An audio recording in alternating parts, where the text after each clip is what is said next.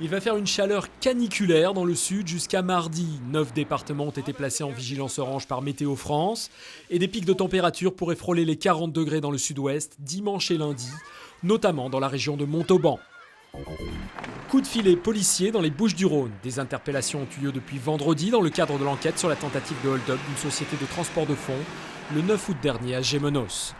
Au moins 6 braqueurs présumés ont été arrêtés, de nombreuses armes et du matériel saisis. Connus localement, ces hommes ne seraient pas des pointures du grand banditisme hexagonal. La tension monte entre Israël et l'Égypte. Après le triple attentat d'Eilat jeudi, plusieurs policiers égyptiens ont été tués pendant les opérations de représailles menées par l'armée israélienne. Le Caire réclame des excuses et a décidé de rappeler son ambassadeur, alors que Tsahal a lancé une série de raids aériens contre la bande de Gaza. C'est peut-être un tournant en Libye. Les rebelles affirment contrôler toute la ville de Brega. Théâtre de violents combats depuis des semaines, le port pétrolier a changé plusieurs fois de main au début du conflit. La fin de Mouammar Kadhafi est très proche, a estimé samedi le président du Conseil national de transition, Mustapha Abdel Jalil.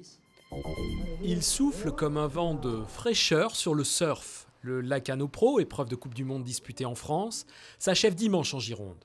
L'occasion de redécouvrir une discipline devenue récemment plus visuelle, grâce à de nouveaux critères de notation prenant en compte la glisse, mais aussi le sens de l'innovation des surfeurs. Résultat, des compétitions de plus en plus spectaculaires pour le plus grand bonheur des spectateurs.